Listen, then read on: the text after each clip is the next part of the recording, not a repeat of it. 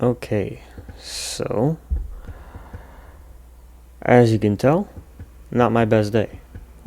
And you could probably guess, I am once again reluctant recording this and actually posting it. But told myself I'd be doing it. That's how I'm going to be staying disciplined. So that's what we're going to have to do. So, what did I do? I marked my areas of liquidity. I had pre-market session liquidity here and also had a London session liquidity and Asia session liquidity. What was I looking for? I was obviously looking for shorts. That being said, looking for shorts, I saw that we had an inverse fair value gap here. After we saw price inverse this fair value gap, I was looking for an entry, saw price rejected sharply after re-entering the fair value gap, decided to go and enter, and lo and behold, right after that, price decided to continue moving, well, not the anticipated direction, and it swept my stop loss. Afterwards, I was looking for a re-entry, and upon looking for that re-entry, I saw price was rejecting sharply, and with price rejecting so sharply, I decided, okay, this may be a good re-entry point. Had a re-entry point, put my stop loss above the recent high, and saw price was just basically not respecting the price action it was going for.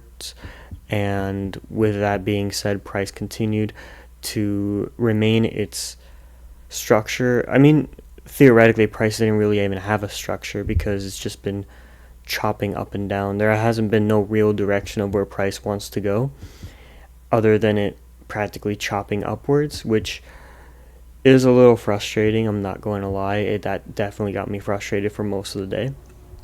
So, uh, ES, on the other hand, was chopping upwards and having bullish price action. Regardless, it wouldn't have been the better.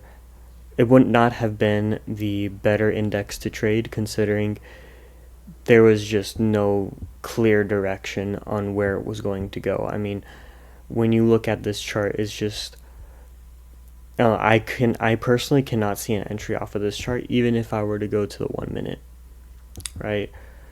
I could not have seen an entry that would have been good enough for me to say, okay, it's no way for me to be confident in that entry on ES overall. So that's what I'm trying to say. Uh, but as far as NQ goes, yeah, I did want to sweep these. I did want us to sweep these levels, but obviously we did not. We're just kind of chopping back and forth. And in all honesty, it's just terrible price action. Had to take 2 losses. I ended up exiting mainly because I did not want to just see price continue chopping and then eventually hitting that stop loss. Because I mean, obviously, if it's chopping a single direction, more than likely it is going to continue going that single direction. There's just no point in me trying to stay in a trade for hours out of the day just to see it lose. You know what I mean? So it just it overall just doesn't make sense to have even traded today. So why did I trade today? I mean, like I said, I was anticipating good price action, thought I saw good price action, and overall it just ended up not being that. And hindsight is always just going to be 2020. There's no way that I can predict the future of what's going to happen. I can only predict within the flow of the market, right? And more often than not, when it comes to quote unquote predictions, you have to be susceptible to being wrong.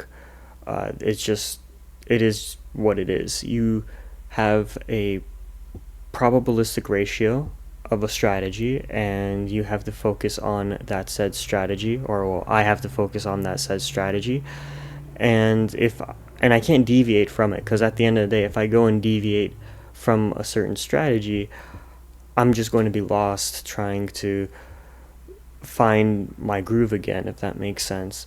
Because if you're jumping from strategy to strategy, it's basically jumping from business model to business model, if you want to look at it in that aspect. You're never going to have a consistent roll of profits or consistent roll of progress, if that makes sense. So yeah, anyways, that was the trade. I'm definitely going to be reviewing back into this video just kind of to see my facial reactions, because I'm the best person that can read facial reactions, and the best person that can read my tonality is going to be myself.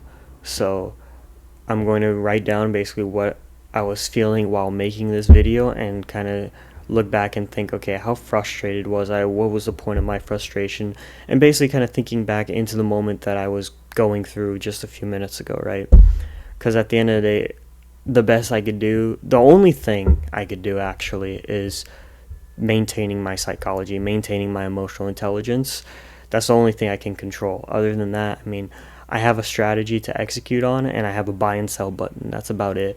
But at the end of the day, the only thing I can control the most of is my psychology. So I'm going to be looking back at this, kind of reviewing, kind of like a playbook, if you want to look at it that way, and see how I can move forward. Yeah. See what tomorrow brings.